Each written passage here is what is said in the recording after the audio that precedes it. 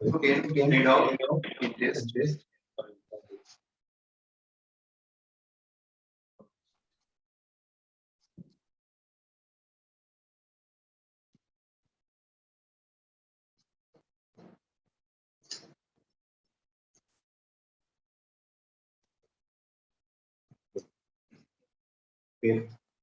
Question क्या Question number 5, test analysis.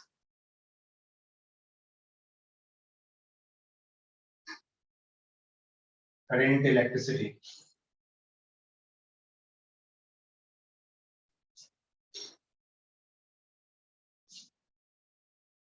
Question number 5. Yes.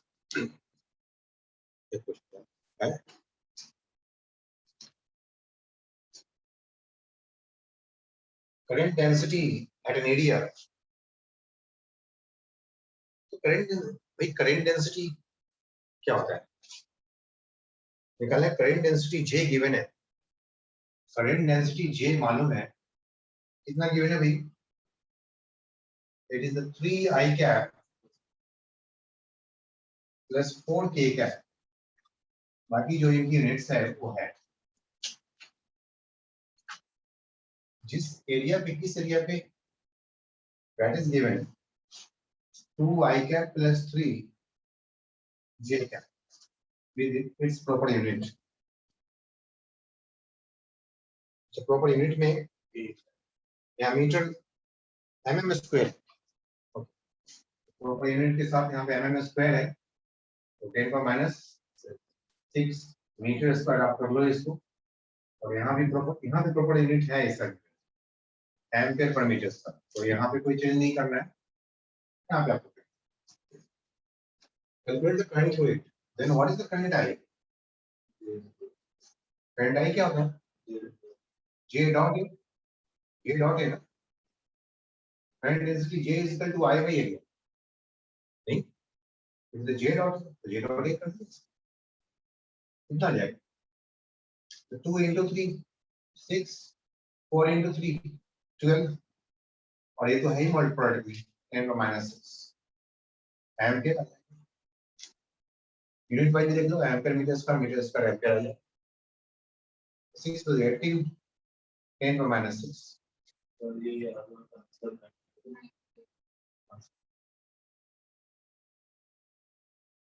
I think micro ampere. Answer is how are you getting ampere answer? नहीं, this printing. I think micro.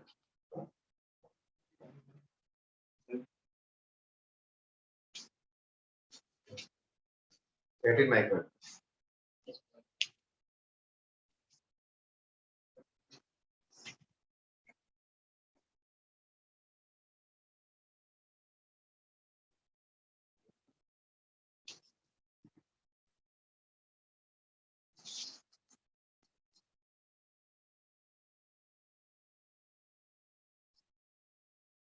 ठीक है. Next. 8 terms. What are we? 23 2020. ये तो कराया था पहले class में कराया नहीं था. इसकी वीडियो भी पढ़े होंगे YouTube पे. क्लास वीडियो भी पढ़ा होगा इसका. वो भी आप रेफर कर सकते हैं और बड़े आराम से कर सकते हैं. इसमें हमने 3 केसेस आपको बताया.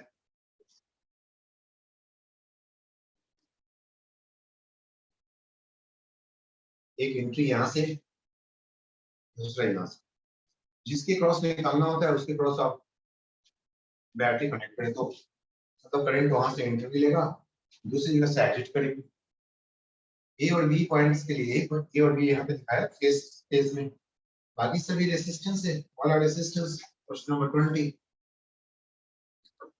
तो ये दोनों रास्ते बिल्कुल एक जैसे है कि नहीं बोली. अगर ए से करंट जाना हो और बी पे पहुंचना हो तो इधर से जाएगा ऐसे पहुंच जाएगा ऐसे निकलेगा ऐसे.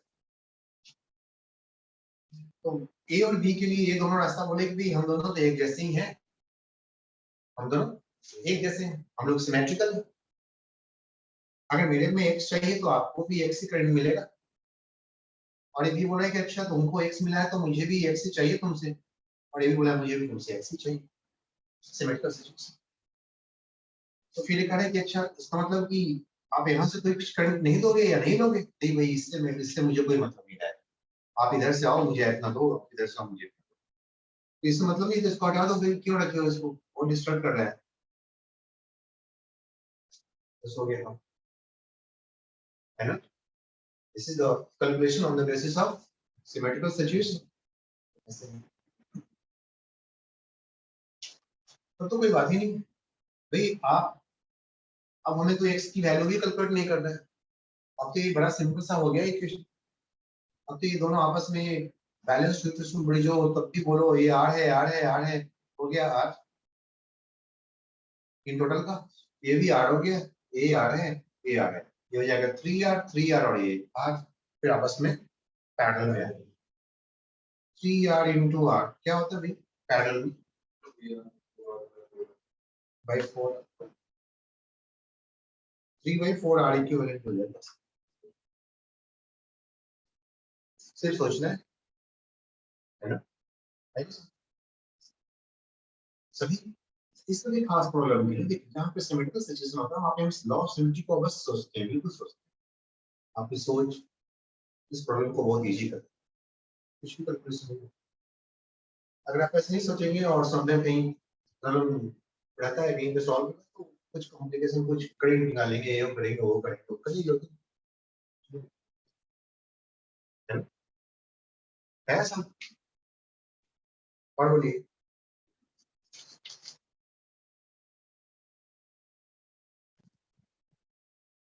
The potential difference between points A and B, 26 question, आइए 26 करें,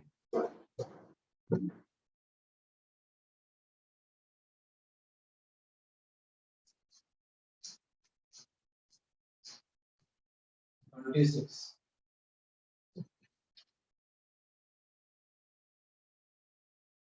इसमें भी कुछ नहीं करना, ये कंप्लीटली बैलेंस्ड यूनिट ब्रिज है। अगर मैं यहीं पे कहूं तो दिख रहा होगा कि भाई ये 8/4 और ये है 6/3, ये बैलेंस्ड हो गया, तो इसका मतलब हो गया कि बी और ए की पोटेंशियल सेम हो गया, सो पोटेंशियल डिफरेंस इज 0, इसमें भी कुछ नहीं करना, चलिए ये भी हो गया, done done. 27।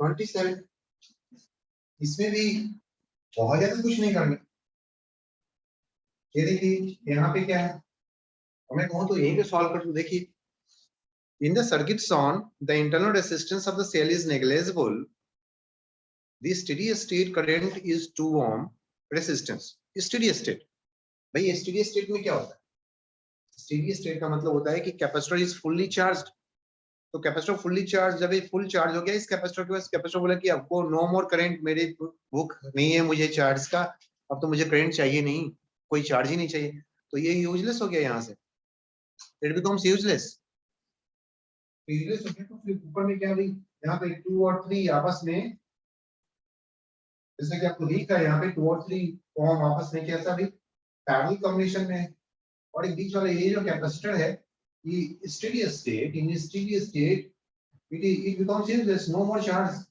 in steady state, potential difference होंगे इसके अक्रॉस, इसमें चार्ज होगा बट नो करंट, जब करंट ही नहीं होता है ना तो रेजिस्टेंस का यूज नहीं होता, रेजिस्टेंस का एग्जिस्टेंस तभी तक है जब तक करंट है, जब करंट ही नहीं है तो रेजिस्टेंस बोला कि मैं भी कुछ नहीं, दिस इज द 2.8 ओम, हाँ इसका आ गया भाई, 2 और 3 का पैरेलल कॉम्बिनेशन कर लेंगे, क्या आ जाएगा भाई 6/5 5 1.2 और 2.8 3 4 6/4, 6/4 means 3/2 1.5 एम्पियर, भाई इसका हो गया 1.2 एम्पियर, सो लॉन्ग इनका ये 2.8, ये तो हमारे लिए यूजलेस हो गया, तो ऐसे ऐसे करंट जाएंगे, ऐसे बोलिए, not clear, current is 6 volt divide by 4 ohm, 1.5 M. कहाँ पे करंट निकालना है? 2 ओम।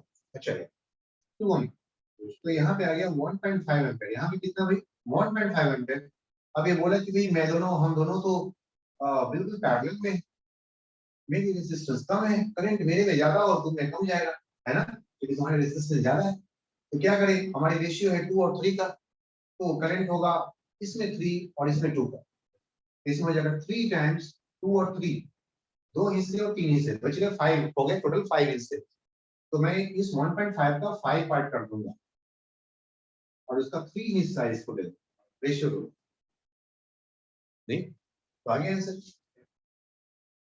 कितना हो गया भाई? 7 4.5 है 5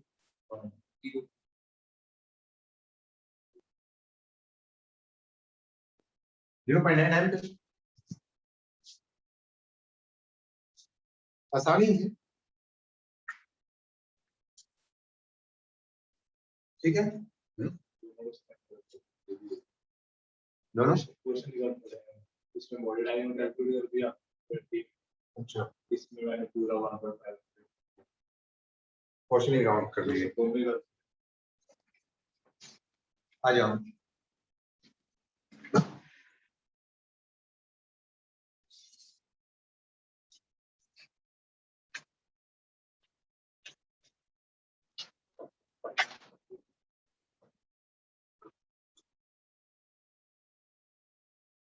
जी हो गया।